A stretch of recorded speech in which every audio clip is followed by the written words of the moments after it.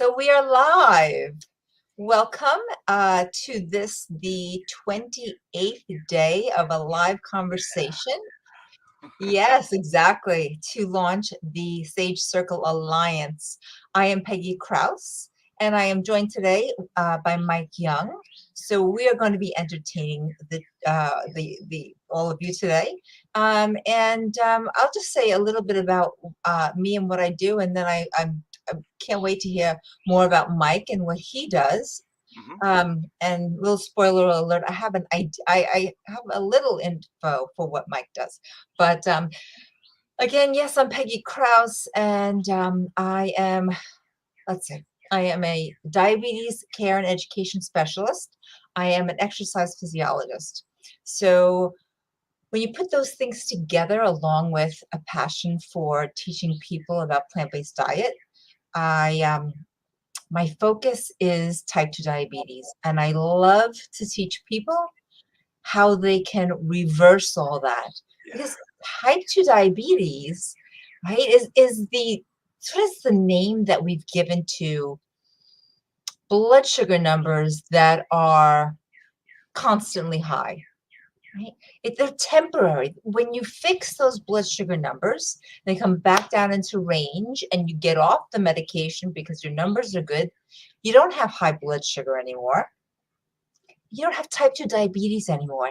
It really is that simple, right? It's a matter of changing your diet, changing your lifestyle. It's not rocket science. So in any case, a little bit about me. I'm here on Eastern Long Island in New York, and it is a beautiful day. And Mike, where are you today? I'm in Northern Virginia, Reston specifically.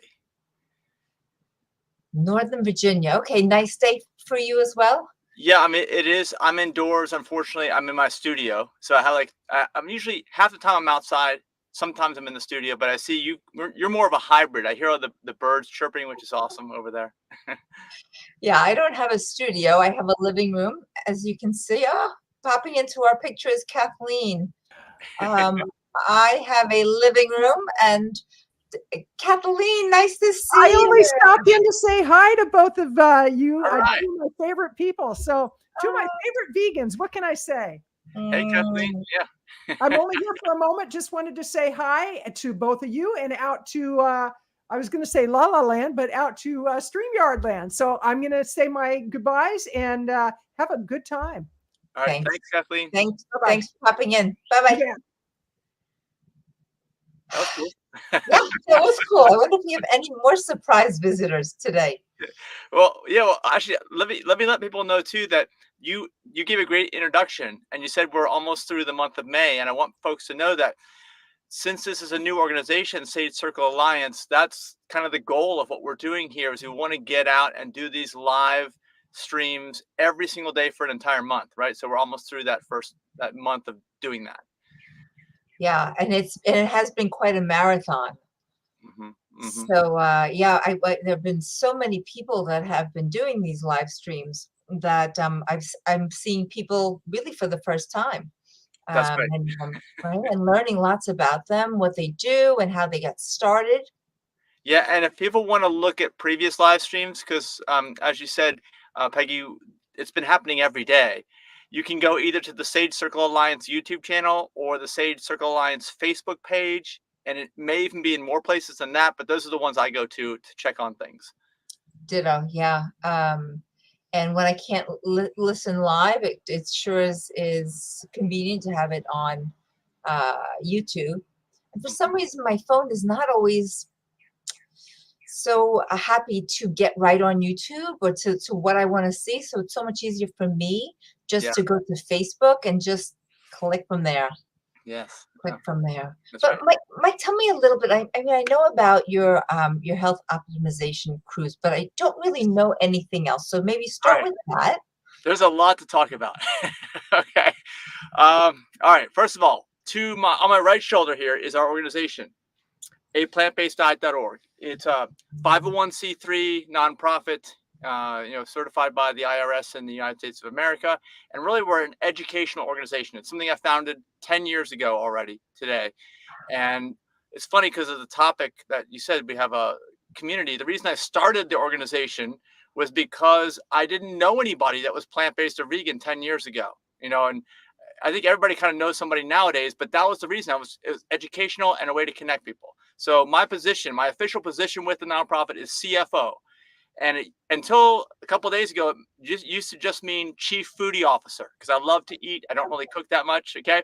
But now it's chief foodie and farming officer, because we have officially broken ground on our better than organic, chemical free, regenerative farm.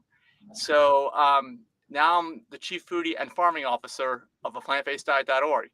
And what we really want to do ultimately is allow people to take control of their health. So I'm so excited because, like you said, we don't know much about each other. We will in this hour here, and other folks will learn about what we're doing. But I think it's fantastic that you're addressing the type 2 diabetes epidemic, which is really what it is. And like you said, it's something that doesn't necessarily and most likely have to even be there in someone that has it, right? Because it's one of those things we kind of rely on, like, let's say the World Health Organization, when we talk about these things, we call them non-communicable diseases, right? Type 2 diabetes is just one of many non-communicable diseases, most of which result from metabolic syndrome, as I know that you know, and almost all of them are modifiable, meaning preventable, haltable, or reversible. And unfortunately, approximately 75% of all illnesses and deaths, according to the World Health Organization, 7 out of the 10 of top reasons for death are non-communicable diseases.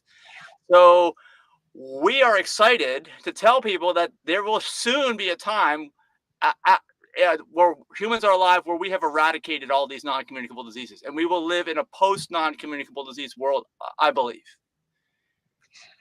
I agree that you don't have to have type 2 diabetes. You don't have to have rheumatoid arthritis. You don't have to have heart disease. Like, there's a way out, even if you have it. As you know, it's just so exciting that you can stop it. And we know how to do it. It's not brain surgery. Just you have to learn, and we all have teachers. It's nothing to be, I don't know, shy about. We all have teachers. We all have coaches. Let's just figure it out. Get help and figure it out in your own life. That's what your coach is for. Yes. And like you're saying, you just need to learn, right? So the only requirement is open-mindedness and a willingness to learn something after your formal school education, which most people don't do, which shocks me. But every time I read about studies, they're like, yeah, most people stop their learning at their formal school education. I just can't believe that, but it doesn't require much. Like you said, just learn about it. That's all. That's all. And just on a tangent to that, I want to say, in the healthcare community, so I know a doctor, I know a nurse, I know nurses. Their interest in the current literature, zilch. Like the understanding of how we know, like the continuum of even, let's just say, HDL cholesterol. We know, we're learning now that really to measure HDL cholesterol and to depend on it as a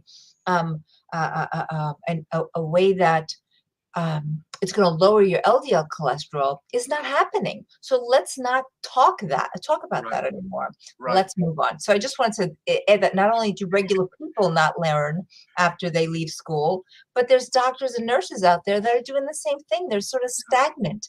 The research is progressively interesting, and you got to adapt. I agree. So let me tell you how we've adapted actually through our nonprofit.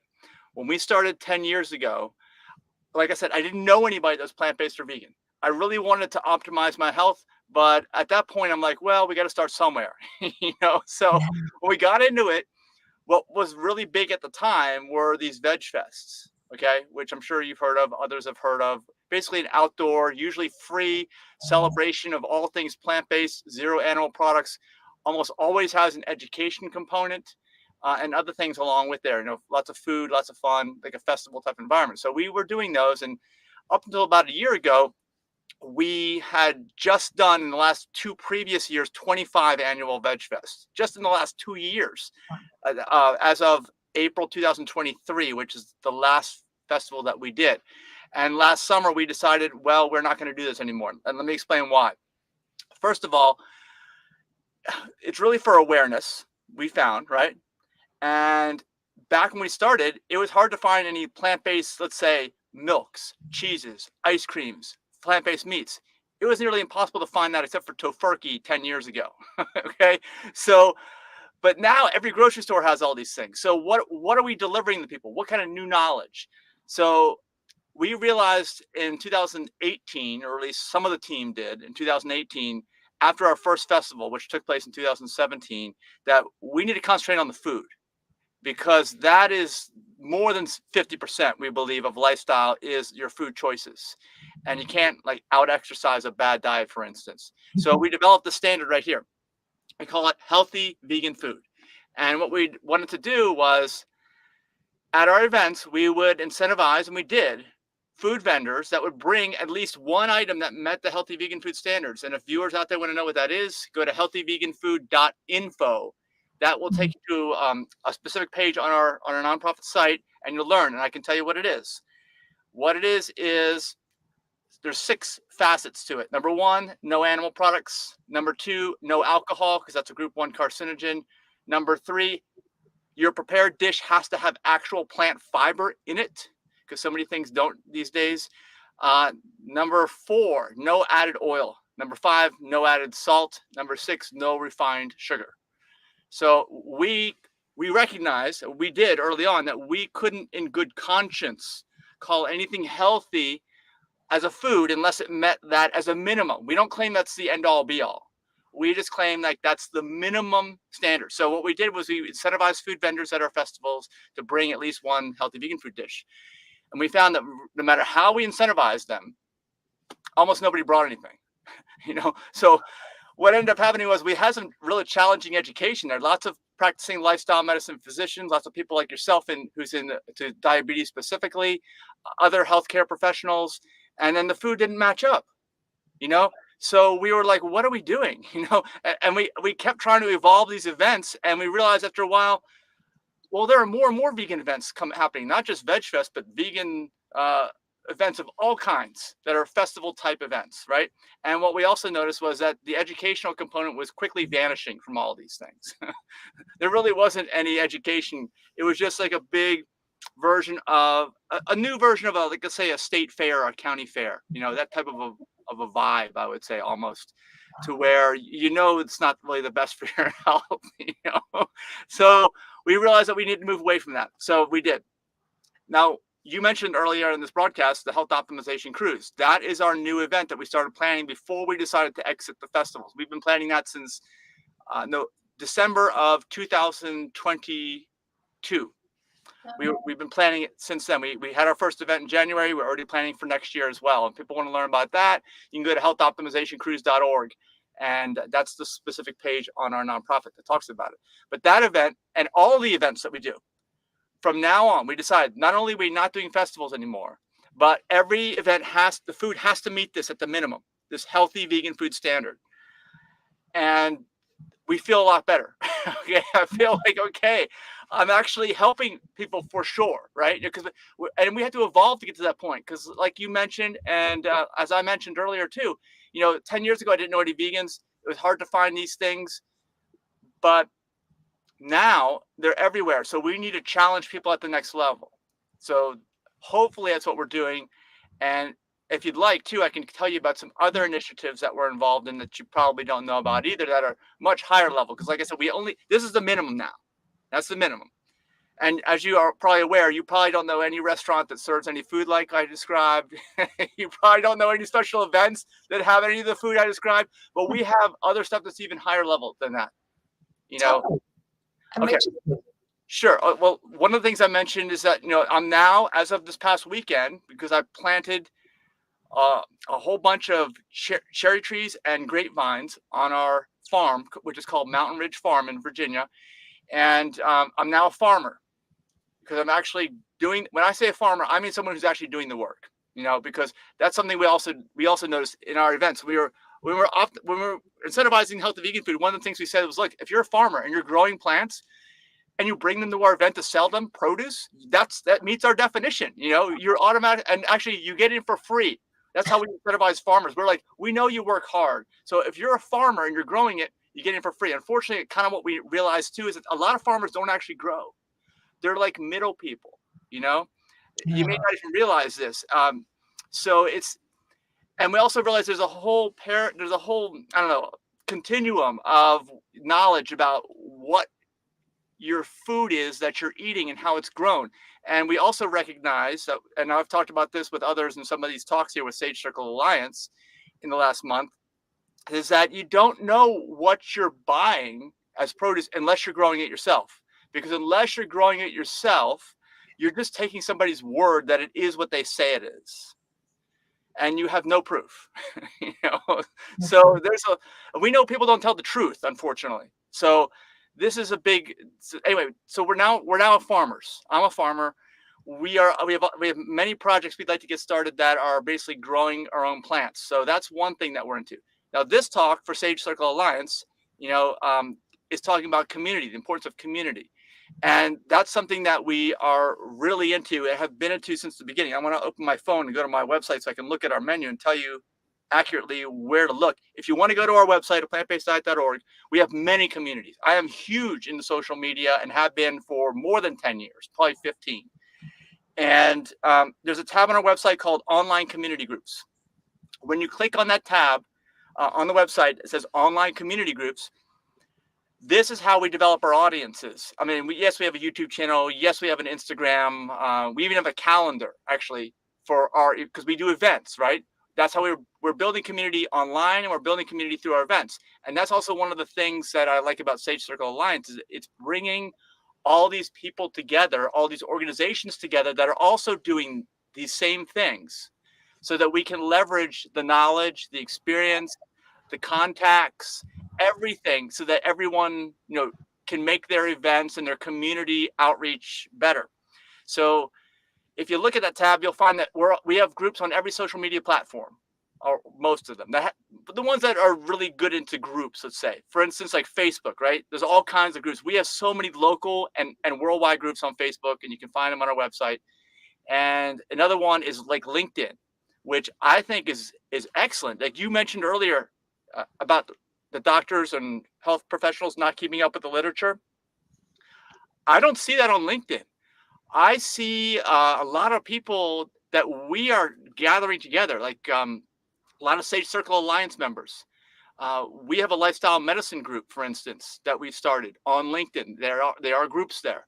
And we're seeing a lot of intelligent, forward-thinking conversations about this. And kind of like say the reason for Sage Circle Alliance is to develop community, right? And the purpose of this talk is to talk about it. I'm excited. You know, I guess I'm excited about all facets of this. I just can't. I wish it would happen sooner. You know, I don't know how you feel about that. Well, for me, it was almost like there were all these pieces that were around. It was you know, Merle and Paul would say it's coming together. But for me, it was still like the universal. And all of a sudden, when I saw the website, I was immediately just formed like a puzzle, and I'm like, I'm in. Yeah. And yeah, the community is like, these are people I would have never met before. Yes. Yeah, and I'm able to, you know, like V-Lynn and Kathleen and their Vegan Visibility Productions, like marketing. Yeah. Like how at that would they only take vegan clients? Perfect. Yeah. Yes, exactly. Like how selective for their own personal view. Like they are helping people who are trying to help people. Mm-hmm.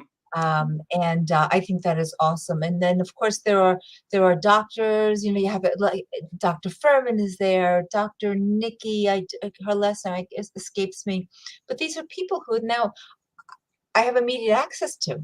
We're on the same committees, same groups, same bureaus, and we're working on projects together. It's and I've met you now, Mike. Yeah. Right, and the next time I'm. Yeah, just us. I mean, I love that you're into diabetes because I know that I've met other people in the same similar space that you're in, and it's exciting because you can have such a direct positive impact on individuals there. If you're able to transfer that knowledge, which I'm sure that you have been successful at doing that, and that's why people get into healthcare, right? Because they want to, in a way, I mean, you have the ability to heal people, right? To cure people of that condition. Am I right? Absolutely. Yeah. That yeah, the leading cause of blindness in the United States is diabetes. Yeah. Well, there's one thing you can just check off your list. Like, I don't got to get that. I don't have to have kidney failure. You know, even if those things have begun, plant-based diet and the right lifestyle behind it, gee whiz, you know, now you can minimize the damage, you can heal the tissues. And yeah, you had said about how so my training is as an exercise physiologist, and I work in cardiac rehab. Right. So the whole diabetes thing was really not type 2 diabetes was just one of the chronic conditions that we saw a lot of in cardiac rehab. But one of the nurses had said something to a patient. She said, "Oh, and so, don't, just watch your blood sugar as you go home. A couple hours later, it can still drop, and just be careful, keep measuring." And I thought, well, if exercise could drop somebody's blood sugar like that, and that he's got to be concerned about, like, what else can do it? Mm-hmm. Mm-hmm. And so that sort of started me to think, like, maybe I should look into this. So, reading the research and whatnot, and then I started working for a group, Wellness Foundation, which was a local group here in Long Island, and part of our advisory council, Dr. Furman, Dr. Esselstyn, T. Colin Campbell, Rip Esselstyn, like all the big names. Yeah, and that was, but so from all of that, and the fact that there's an answer to this problem that we call type 2 diabetes, and so that's where I built Erasing Diabetes. So while I was in primary care up until a couple months ago, that the reimbursement model of today's healthcare is really in need of repair. So I mean, as a certified diabetes care and education specialist, for which I have special training for what causes type 2 diabetes, how we treat it superficially with medications. What would you call that? We call that managing symptoms. Managing symptoms. Exactly, because it does nothing. It actually prolongs any kind of benefit or cure or treatment. Yeah, you're right. It is managing symptoms. But I forgot what I was saying. Well, it's okay. I just want to mention something. You'd comment on something you just said a paragraph or two back. In my mind, I knew the paragraphs. Blindness. I mean, it's funny because not funny. It's sobering, really. Is that I talk to people that have vision issues, and I will bring this subject up that you're talking about here, and they say, "Oh, no, that's not what's going on with my eyes."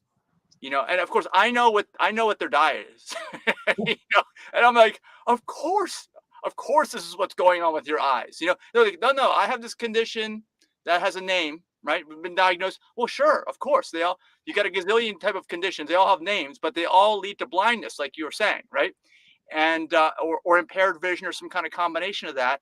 And we find that the underlying issue here is too high of a percentage of calories from fat in their diet. And I will say it straight up to people, and they're like, "Oh, no, that's not. You don't understand."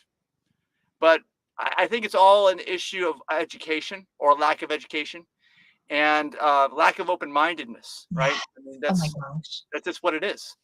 Yeah, we are in. I'm going to jump back to cardiac rehab. We also do rehab for peripheral artery disease. So for those who might not know, that is, so like we treat people for blockages around the heart, the arteries around the heart.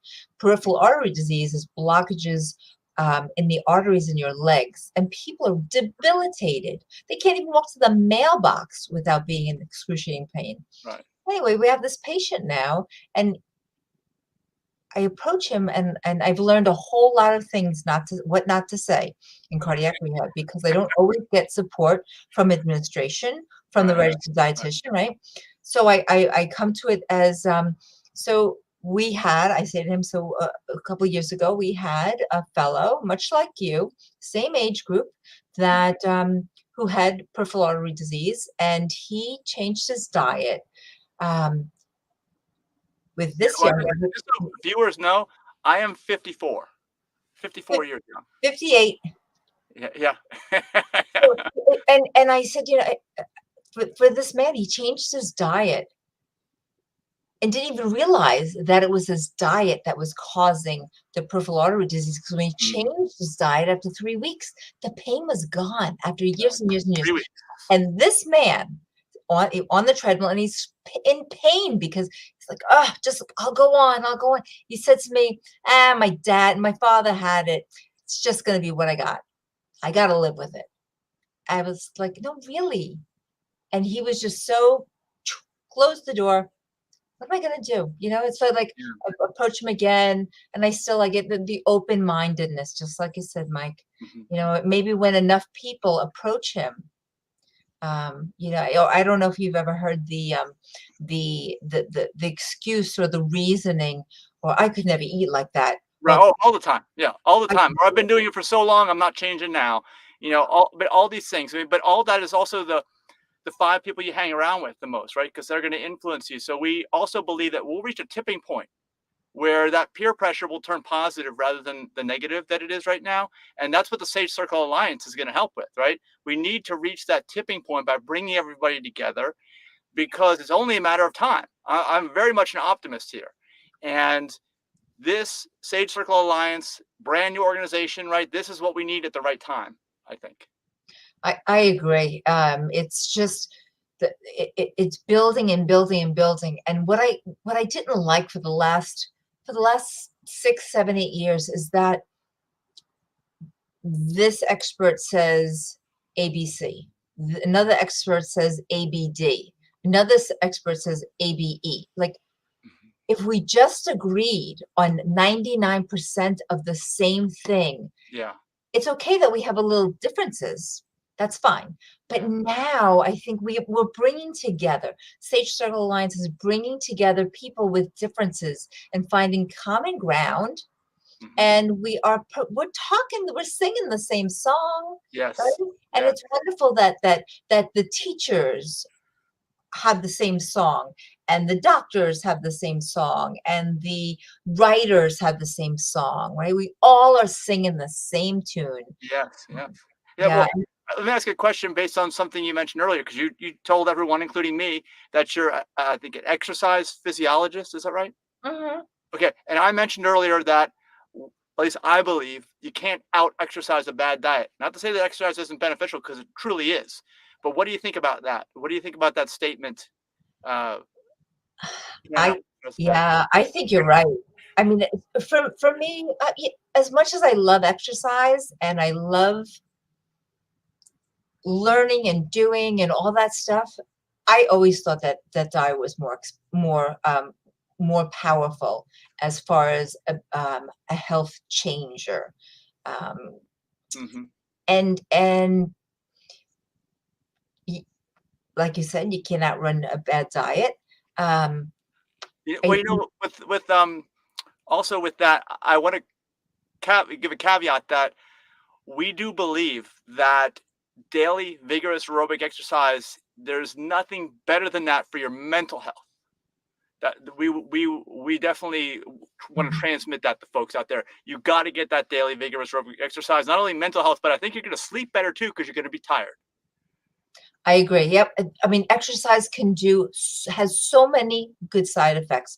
There are no bad side effects from exercise.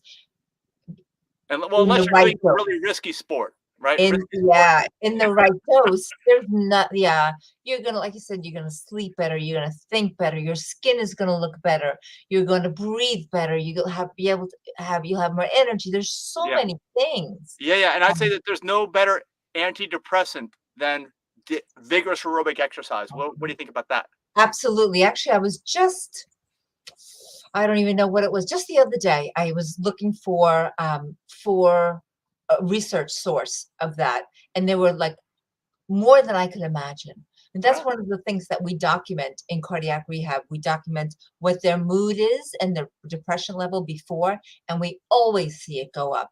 Right. Exercise is just a natural mood lifter that, and it can, Do you know what the science behind that is? Because like I don't take a deep dive into the science so much, but my layman's explanation of what you just said would be, well, that vigorous. I'm talking about. I tend to focus on vigorous aerobic exercise rather than strength training or mild. Okay, something that's really going to get that heart rate up and keep it up for at least 30 minutes a day. That's kind of what I'm focusing on, and not too intense, right? Not risky sports, but that vigorous aerobic exercise is going to get get everything going. And you may have been ruminating on something in your mind, but you don't care about that anymore because all of a sudden your body's worked up. You got other more important things to deal with.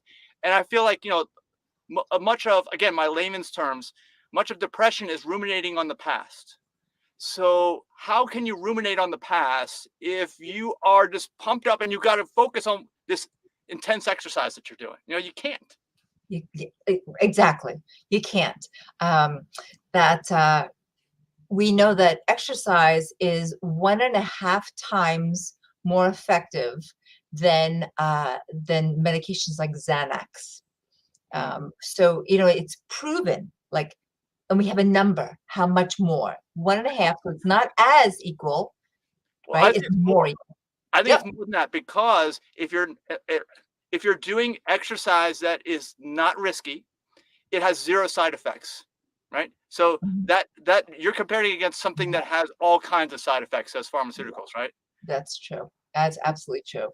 Um, and I just wanted to mention the whole, how I sort of dumbed down the exercise. Exercise is so complicated with the the muscle fibers, the muscle bundles, and the hormones that are released in adrenaline, norepinephrine, blah, blah, blah, blah.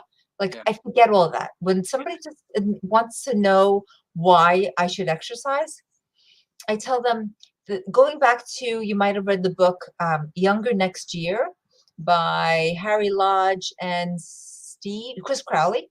They say in their book that it's all a matter of growth versus decay. If you exercise moderately, vigorously, yes, but it's all about growing. You're challenging your body to repair and renew and grow and repair and renew over and over and over again. But if you sit on the couch and you're idle, it all starts to decay. So you've got to choose. Yeah. Which do you want? Do you want growth or you want decay? Yeah, use it or lose it. I mean, I also say that no one stays the same. You're either getting better or you're getting worse at everything. So, yeah, you got to put a little effort forth all the time. It's something that's important to you, I'd say. And you mentioned books too. I also want to kind of throw out. I have nothing for sale here, but it's a free resource that we have through our nonprofit. It's a book that I wrote. I'm only 54, I know, but I have a lot of life experience. Once you're over 50, I think you reach the age of wisdom, according to what a lot of people will say. And I wrote a book called Live to 150, because my hypothesis is that we all recognize that the average person lives to about 75. And you and I think, more than maybe the average people, Peggy, know that the average person does almost everything wrong. When I say wrong, I mean all their habits, the food they're eating, the lack of this exercise that we're talking about, and all kinds of other things. Like you mentioned, well, my dad had this, right? One of your patients said this. Well, of course, because that's who taught you this stuff, right? And it's not necessarily genetic. It's just what you do it because they did it, and you'll get the same results by doing the same things. So my book basically says, what would happen if we did almost everything right? And I do believe that there are so many facets to this and that's why my book is very long. It's 150 chapters long, and it's although it's a zero waste, it's online. I'll give you the shortcut. It's on our website, but if you go to liveto150.org, live250.org, it's a playlist on our YouTube channel. You can just listen to it like an audio book or a podcast, and it's extremely long, very detailed. It's all about habits. It's all about, the general idea of how life works, which you described so beautifully, which is, you have to, anything that you don't want to, I guess, have bad results, like the exercise thing, the body will shut down, like you said, when you explain to it by sitting that it's not going to do anything anymore. So you have to challenge it. Yes. Right. And there's so many factors in this. And like I said, I'm very much an optimist. And I do think that you should expect to double your lifespan. If you take a deep dive into this space of health span and longevity, you should be able to double your lifespan, I believe.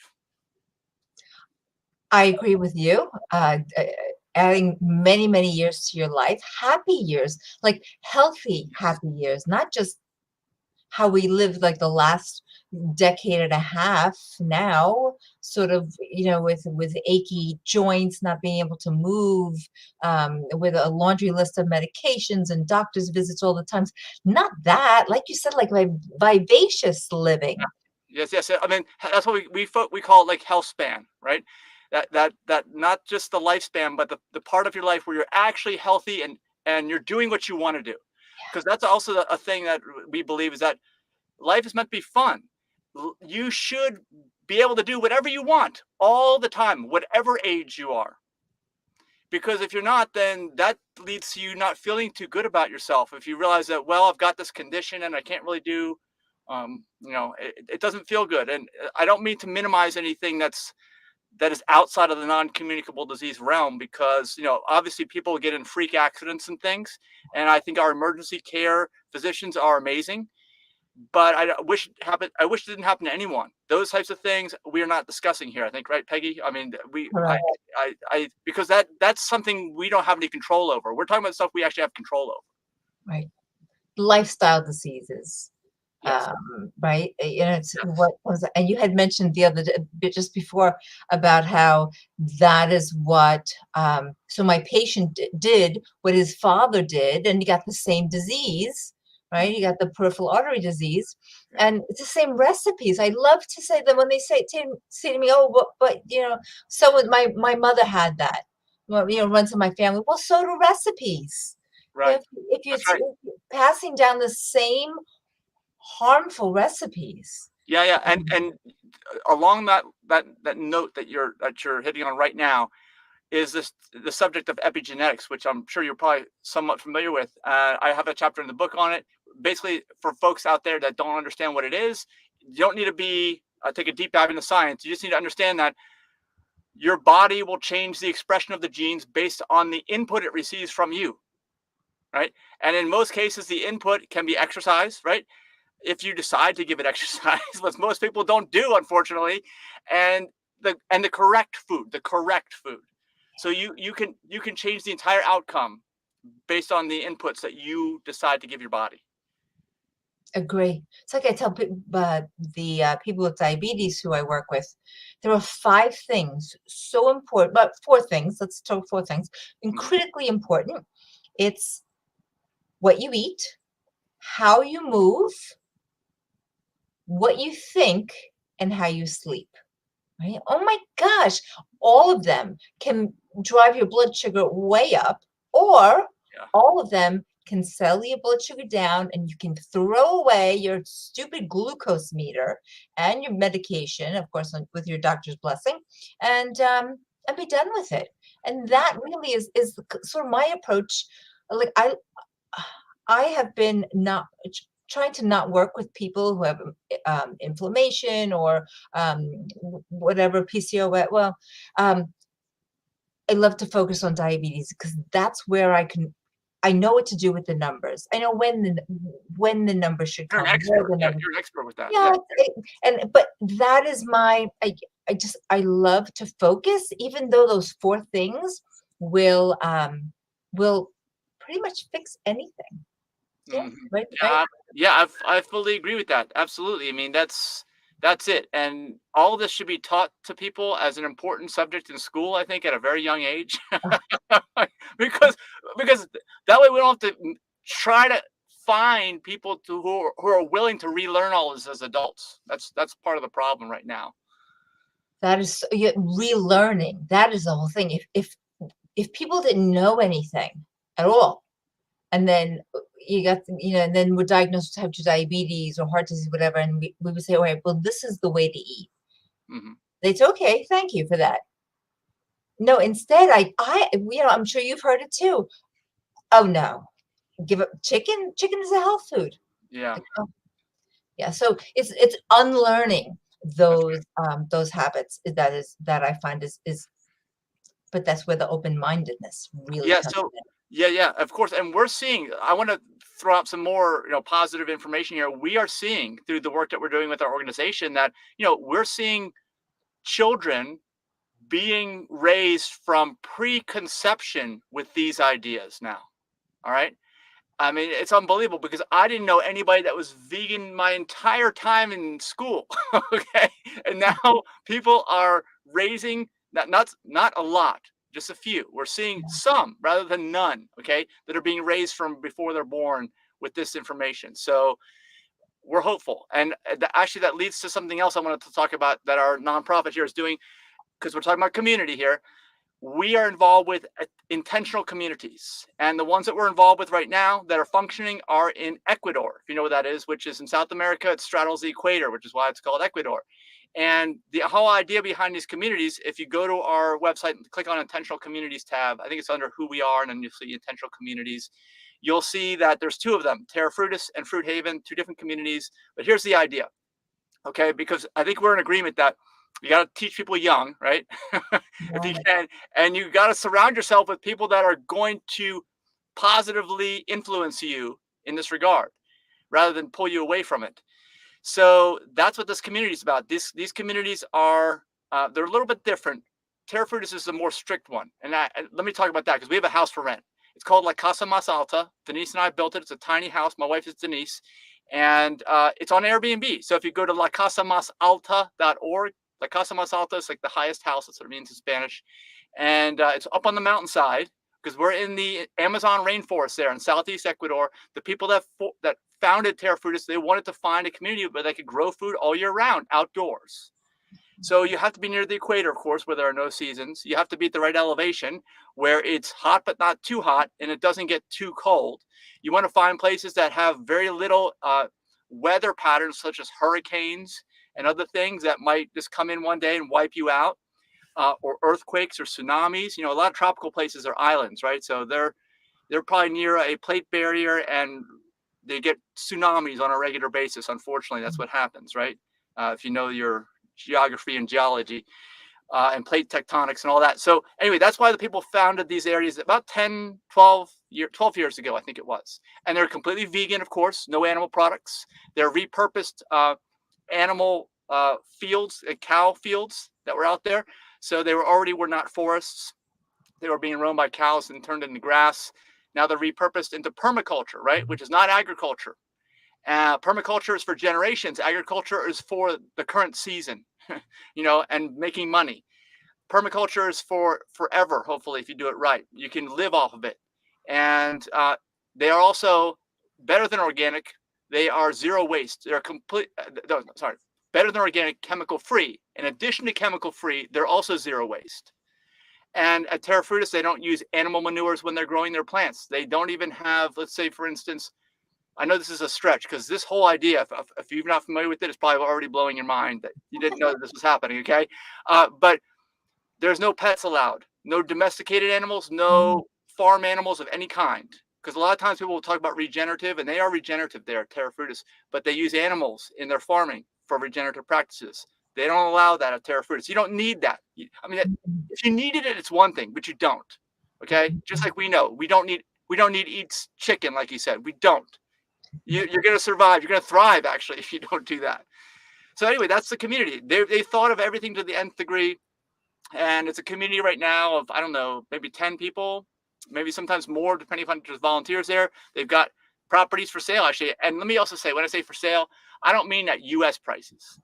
I mean like the least expensive real estate you've probably ever seen. Because I know that's one of the things right now. It's like, gosh, I can't eat healthy. Have you seen the prices for organic produce? Well, it's almost nothing in these communities, right? So it all makes sense on every level. It's kind of checks off all those boxes, and it makes sense because if it's really the right thing to do, shouldn't it be the least expensive thing? I mean, what? Because I know that we're in a world where it feels like, oh, I got to have X number of dollars to be able to live that way, to be healthy and everything, and that's not true. It's a fallacy. I mean, it may be true in the United States because of the systems that we have right now, which make things unaffordable, but it's, we're in a world where you're connected, like you and I, right? We're not even in the same state. Well, I know I told you I'm in Northern Virginia, but what if I told you I was at Terra Frutis in Ecuador? I never know. Except maybe you'd be outside. Right. I would, but I'm saying we have high-speed, reliable internet there, thanks to Starlink, the new service that launched about a year ago or a year and a half ago. Now you can go anywhere in the world, anywhere, and you could do a video chat like this. You can work, you can earn money. You know what I'm saying? Like, it's a whole new paradigm of life, and we're involved. We have these projects. Like I said, they're on our website. Check them out under intentional communities. Ask me other questions. I mean, we're always thinking of new ideas too for places like this, because if you really think it through, there are so many unexplored lifestyles, and like you said, that lifestyle is it. Because we're all down here. I think society is way down here, right? Right now, pretty low level of consciousness. Yes. But there are so many high levels that we have yet to explore. Before I forget too, you mentioned lifestyle medicine. I know I mentioned lifestyle medicine. I wanted to focus on that for a moment, because a lot of the doctors with Sage Circle Alliance, I think most of them that I know, like Dr. Harrington, Dr. Furman, Dr. Clapper, others, I do believe that they're all board certified in lifestyle medicine.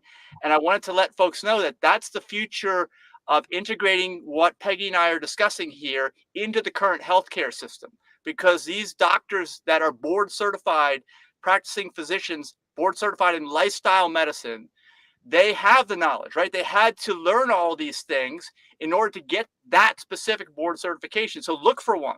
That's who you want to look for as your own personal doctor. Absolutely. Yeah. Which is not, there's not enough of them. So it might be a little bit difficult in your area. However, many of the board certified lifestyle medicine docs are certified in many states. So they can provide care via telemedicine, but in different states. Not all, so please check. But I'm hoping, I think that one of the things that will be available exactly for the Sage Circle Alliance will be that. Yes. I want one. Yeah, right? yeah. I want one. But so bringing your community, I mean, you've got so much going on. You have a 150 chapter book, which has its own community. The people who've read it, the people who talk about it, right? And then all the little things that you do. Yeah. Well, it's exciting because we see the future just unfolding, right? Like for instance, in this intentional community called Terra Frutis in Ecuador that I described, in the last year, we've had a family move in with kids. We didn't have any kids there before. It's all like a process. It's a journey along these ideas. And I think if we're doing the right thing, the right people will show up. And I think that's also kind of what Sage Circle Alliance is thinking. If this is the right thing to do, bringing everyone together in this space, where we're taking care of ourselves, the animals and the planet, then people will just show up, and they have shown up. Like yourself. I mean, like you said, we until this talk here, we really don't know each other at all until now. That's right. I love of course, the diet and the animals and the planet, like that, the perfect trifecta. Like, how much more could one thing, or it all comes together. The three together: the health, animals, and the planet. Oh my gosh, they're so interrelated. And now we have people together we're all together as one. Like Paul Chatelain would say, we have a voice. Our voice is stronger for advocacy, for helping people, for changing laws and culture and society. And like when we were just all over the place, when we were at the beginning stages, and I was like, oh, there's so many different moving pieces. But then I don't know what it was about that website, like a vacuum, it all came together, and that now we have one voice crying for all three factors That's of right, and that's our slogan too for our nonprofit. Our slogan is for people, animals, and our planet. That is our slogan. For if you see it on the website. But anyway, but everyone, like you said, everyone in the Safe Circle Alliance is all in alignment with that, and it's all necessary. And the funny thing is too, I don't know if you consider this now, but we have, this is why I'm on the think tank. We have a think tank group in Safe Circle Alliance that I'm involved with. Because I'm always thinking about these things, and what we've recognized is that in order to benefit the Earth, the planet, and animals the most, and especially the Earth, actually for animals too, you must optimize your health, because every time you take a step towards health optimization, those two benefit, and they will not benefit to the highest degree unless you optimize your health fully. So you will never be able to fully benefit the animals unless you fully optimize your health. You will never be able to fully benefit the environment unless you optimize your health. The other two are not the same. You can optimize those two without optimizing your health. So that's why, another reason why we focus on our health. Absolutely. And you know, even if animals and the planet are not yet on your agenda as far as optimizing your health, right? Think of the people who love and depend on you. You know, this is your chance to really to make sure that they have you, right? They don't want to be without you. And I'm in the sandwich generation. You probably are too. But so we have aging. My mom is 84. My mother-in-law is 96. My kids are 26 and 21. Yeah. So that's right. We have some free time, right? Because they're not raising kids. That's already passed. Some. Yeah. Mine is still home. Well, actually, it's school home. But you know, there's nothing that I want to see happen more than all four of them be able to be independent, and especially the older folks, you know, be independent and eat right, just because that is going to make my job easier as being the little sandwich person. Yeah, and also it's more fun for them. If some people are independent, they just feel better about themselves, you know. And also, again, the focus on this, that you brought this up earlier too. I don't care about the quantity of your years. I care about the quality. The quantity is a side benefit of high quality life. That's what we want. We want you to be able to do whatever you want, whenever you want, and if you are independent, you truly can, right? I mean, so those two things together you can't ask for more, really, as far as we know at this point in time. Agree. You know, Mike, I think we should make we should say something about the fact that, so Mike, you and I are both founding members of Safe Circle Alliance. We were there from almost the conception, right? That was it's been, like you said, it's been a process to get to this point, because really it just officially launched May 1st, right? Is the official launch, I think it was, of the organization. Yeah. And then I think we had the birthday party from when Paul Chatelain and Merle Fury, when they sort of brought the two of them, when they got together and they conceptualized this. That was May 17th or so. But now, what is it now? The 28th. So we have just a couple more days. We're asking for people who really would like to amplify their voice and reach more people and know more. And the education piece is huge. You can learn from all of us. We're happy to help. We have a speakers bureau, and there's so many things, so many entities of Sage Circle Alliance. I'm so excited for the newsletter that's going to be coming out. Yeah. You know, with that will spotlight some the members, and we'll host whether it's blogs or things like that. But I said all that to say is that we are inviting people to come join us as a charter member, and you will get 10% off of your annual membership. There is, if you go to our website, sagecirclealliance.org, scrolling, I think on the bottom of the screen now, you will see that there are several different levels of membership. So of course, everything from student and volunteer, all the way to a much more involved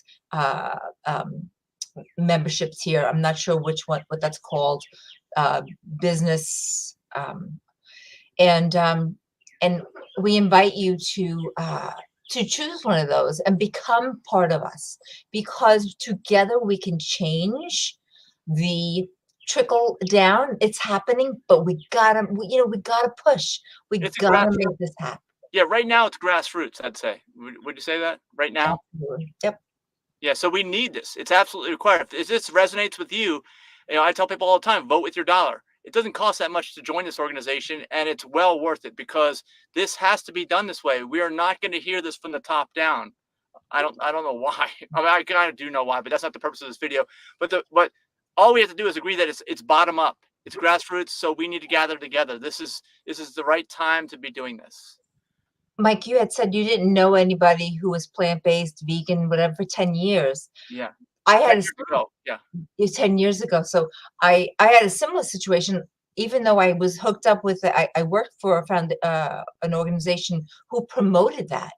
There was nothing like it. I was like a lonely voice in the wilderness almost, because the doctors would come up to us and say, "What is it that you're trying to do? Oh, that's never going to work. That's not going to work." And your sick people are going to come to, they're going to be knocking on my door. Like, that ain't happening. So you're saying that was the talk 10 years ago, you're saying? Yeah, exactly. But has that changed more recently? Yes, because through our programs for Wellness Foundation, we had doctors, several doctors take our program, and they were like, "Wow, I can't believe that." How they came to our program is because we did lab work on our participants before and after, right? They had lab work done, and oh my gosh, the difference in whatever cholesterol or body weight that we saw, and these people would go back to their doctors. We required a doctor's consent. So they went to their doctor and they said, "I'm going to go do the wellness challenge. I need a script for lab work." Right. Did that. Then they had to get a second script for lab work. So they had to go back to their doctor. So then when the doctors saw the labs and compared the labs, the doctors were like, "Oh," that opened the door. So we had doctors take our program. Yeah.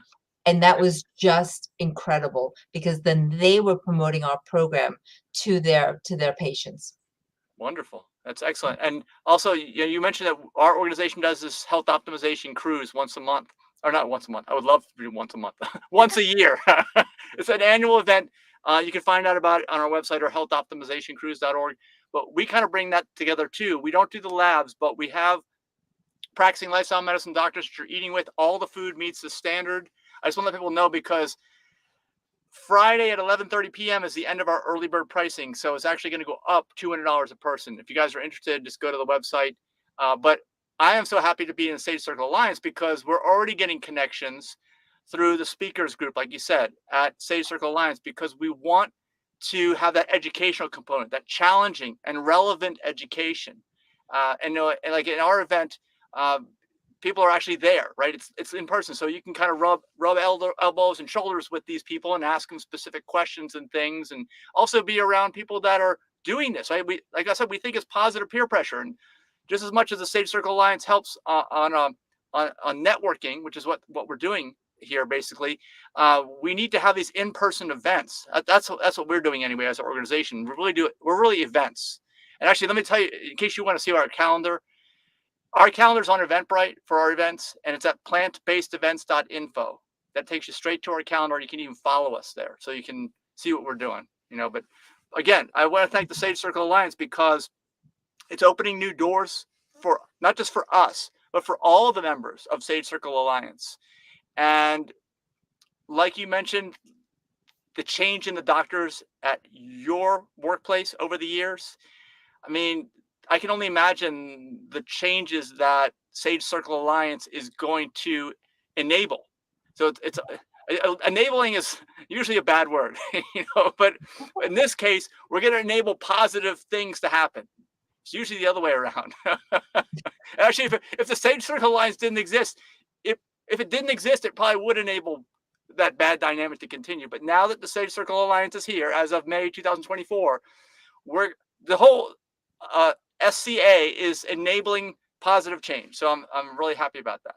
Me too. Me too. We are sowing seeds, and for people, I think, who have been sown before, who have the seed already planted, they hear it again. Maybe it'll be just more impactful, and hopefully that will pull in more providers, more businesses, more just people who support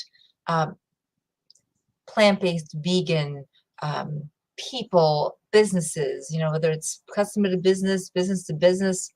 Love it. Sage Circle Alliance, thank you. Yes, thank you. Yes, thanks to Paula Merrill. It was there, like you said, it was a little over a year ago they had the idea. So that's so thankful. It's come a long way. Very good. I look to so many more years and things and events and people. So Mike, it was really a pleasure to get to know you better. And for all that are watching, thank you for being here. It was my pleasure. And again, Sage Circle Alliance. Let's get that little ticker going on here. There it is. Sage Circle Alliance, right? And we're charter members, 10% off. Go ahead to our website. Wait, was that our here it is. Sorry, I got the wrong banner going on there. And yeah, visit our website and sign up. Just be one of us. Yeah, we can do this. We can do this. All right, Mike. Any last words? I've said mine. Well, I hope you're going to have, I'm sure you either had or are going to have an amazing lunch that is going to enhance your health. And I look forward to the day when everyone does that as the default. Thank you. Me too. And thank you. All right, Mike. Take care. I'll see you around. Yep. Okay. Bye-bye.